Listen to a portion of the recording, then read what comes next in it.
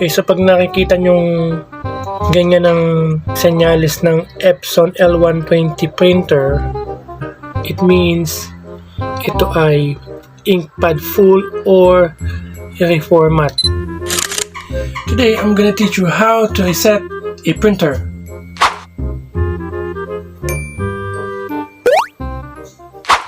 Off muna natin yung printer. Hugutin ko yung main power source para safe.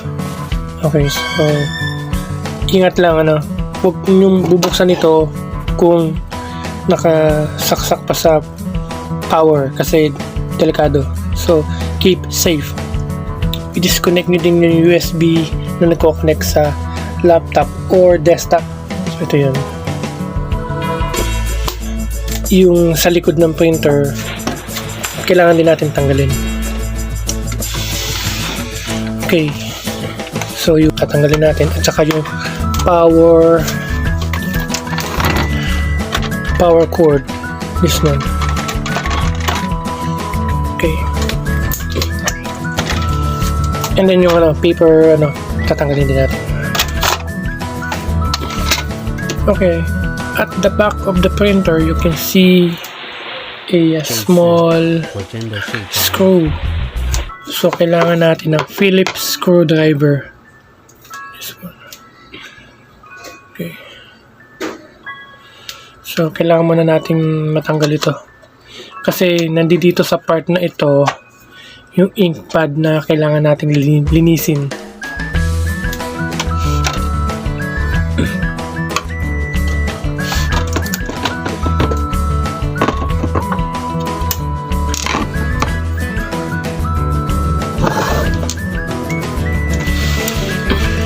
So, syempre, para mas safe, kailangan natin ng rubber gloves or surgery gloves na para yung kamay natin hindi madumihan ng ink. Kasi pag nadikitan ka ng ink nito, medyo mahirap matanggal. Inaabot pa ng one whole day bago matanggal yung ink. So, gumamit tayo nito.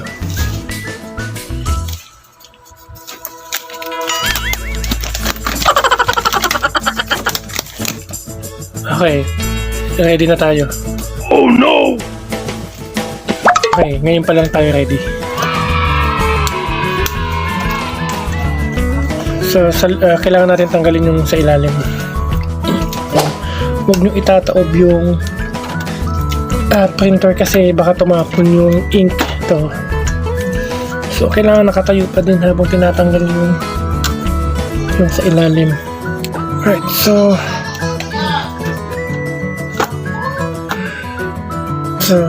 ito yung ink pad na kailangan ng linisin. So may chance pa yung printer mo pag nilinis mo to.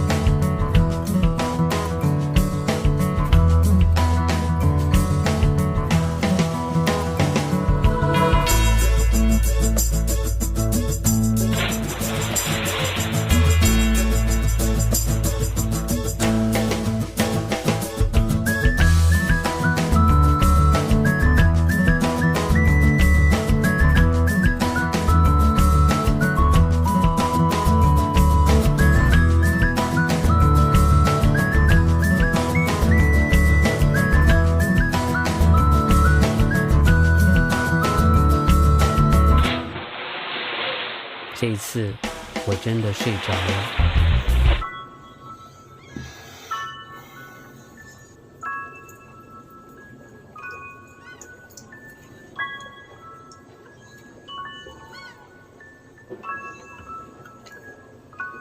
Okay, so gamit tayo ng tissue para matanggal pa natin yung mga water na nasa ink pad. Hindi naman talaga ito puputi pag hinugasan nyo kasi ilang taon ding nakababad sa ink ito. At least natanggal natin yung 95% ng ink dito sa ink pad.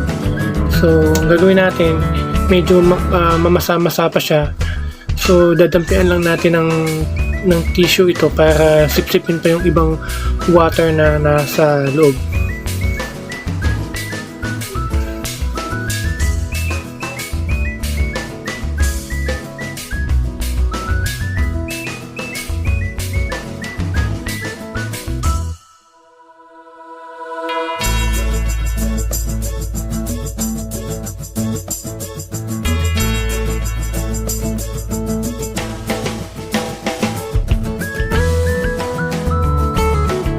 Pwede na natin siya ibalik sa cartridge.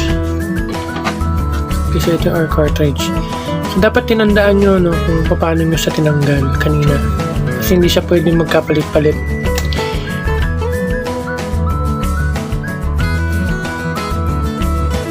Nagkaroon ng space. Kasi napipi. Pero mag-expand din yan once na malagyan na ulit ng ink. Huwag itataob yung printer kasi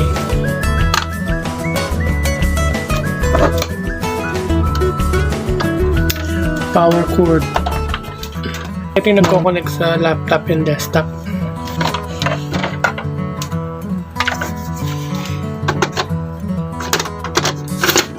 Tingnan natin kung hindi na nagbi-blink.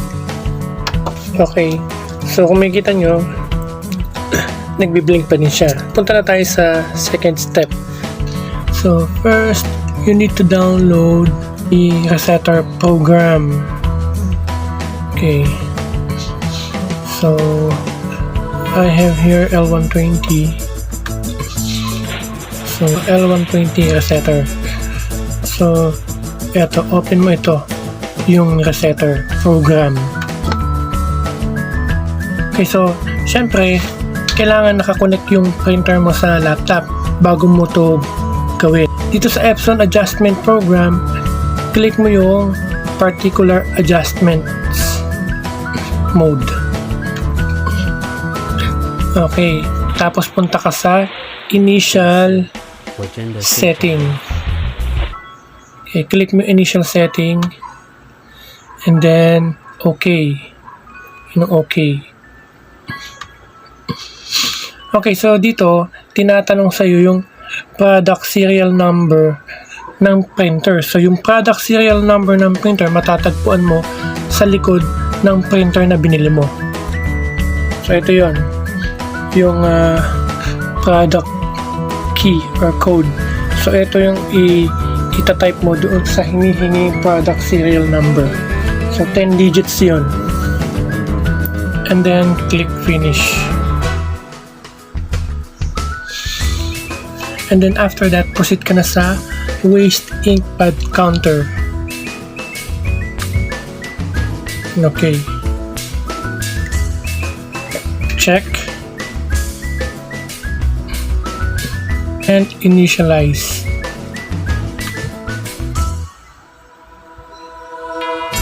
Okay mo lang ito. And then check mo yung main pad counter.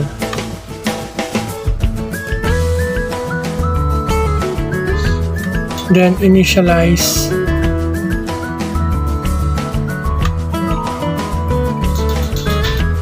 Okay mo lang to.